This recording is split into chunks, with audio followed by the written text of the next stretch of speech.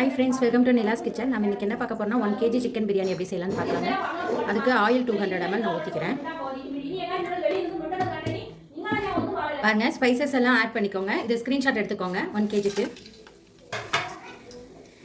Oil நல்லா காஞ்சிருச்சு. 200 ml oil ஊற்றிக்கோங்க. கடலெண்ணெய், கோல்டு வினர் எது வேணுமா யூஸ் பண்ணிக்கலாம். நான் பெரிய வெங்காயம் 4 வெங்காயம் 1 கிலோவுக்கு எடுத்துக்கோங்க, போட்டுக்கிறேன்.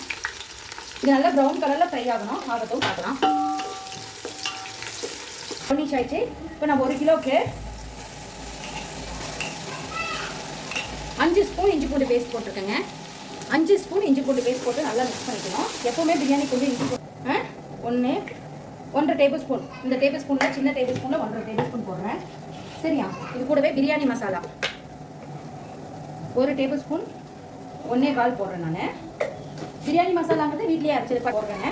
இது ஆயிலில் நல்லா வதக்கி விட்டுருணும். பாருங்கள், இதோட கலரே நல்லா வந்துடும். எந்த ஒரு கலரும் நம்ம ஆட் பண்ண வேணாம். இப்போ ஒரு 4 தக்காளியை நான் கட் பண்ணி எடுத்துருக்கேன், போட்டுக்கிறேன். கொஞ்சமாக புதினா, கொத்தமல்லி கொஞ்சம் போட்டுக்கலாம். தக்காளி கூடவே இந்த புதினா கொத்தமல்லி இந்த ஆயிலில் நல்லா வதங்கணும். தக்காளி நல்லா வதங்கட்டுங்க, பார்க்கலாம். பாருங்க, இந்த அளவுக்கு போட்டு நான் ஒரு 6 ஸ்பூன் தயிர் ஊற்றிக்கிறேன்.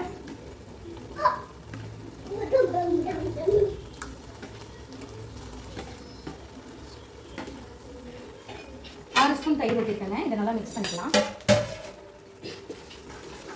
தயிர் மிக்ஸ் பண்ணி நல்லா கொதிச்சு வரணும். அதுக்கப்புறம் நம்ம சிக்கன் போடலாம். பார்க்கவே எவ்வளோ சூப்பராக இருக்குங்க.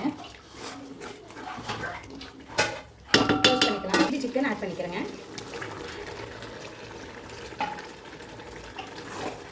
நல்லா மிக்ஸ் பண்ணிக்கலாம். சிக்கன் நல்லா வெந்து தண்ணி விட்டு வரணும். இது ஒரு வேறு பாத்திரத்துக்கு மாற்றிக்கலாம். சிக்கன் வேகட்டுங்க, மாற்றிக்கலாம். நான் போட்டுக்கிறேன். டேஸ்ட்டுக்கும் மணத்துக்கும். இது காரம் அவ்வளோவா இருக்காதுங்க. அந்த பச்சை மிளகாய் டேஸ்ட்டு பிரியாணிக்கு நல்லாயிருக்கும். அதுக்காக கொஞ்சம் சிக்கன் நல்லா 6 டம்ளர் தண்ணி எடுத்துக்கேங்க, ஊற்றிக்கிட்டேன். இதை க்ளோஸ் பண்ணி வச்சிடலாம். ஏன்னா எனக்கு அது அரிசி போட்டால் பத்தாதுங்க. அதுக்காக கேஜி ஒரு 1/2 hour ஊற வச்சு வச்சுருக்கேங்க. சீரக சம்பா பிரியாணி ரைஸு போட்டுக்கிறேன்.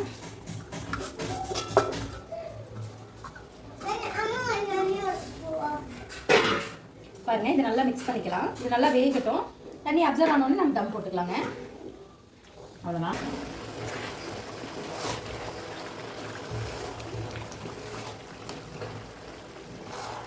அவ்வளோதான். கீழே தோசைக்கல்லை வச்சு நான் தம்மு போட்டிருக்கேன்.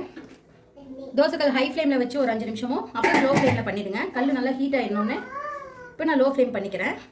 கரெக்டாக 20 மினிட்ஸ் கழித்து பார்க்கலாங்க. அதுக்கு இப்போ தம் ஆகிறதுக்கு நான் ஒரு வெயிட் மேலே வச்சிடுறேன். 20 மினிட்ஸ் கழித்து ஓப்பன் பண்ணி பார்க்கலாம் வாங்க. தம் உடைச்சிடலாம், ஓப்பன் பண்ணி பார்க்கலாம். நான் கரெக்டாக 20 மினிட்ஸ் கழிச்சு ஆஃப் பண்ணிட்டேன். பாருங்கள் எவ்வளோ சூப்பராக ரெடி ஆயிடுச்சுன்ட்டு. தம் உடைச்சிடலாம். எவ்வளோ பளபளன்னு இருக்குங்க. கொஞ்சம் கூட நமக்கு அடி பிடிக்கல, பர்ஃபெக்டாக வந்திருக்கு. கரண்டி வேறு எடுத்துக்கலாம், இதில் பண்ண முடியல.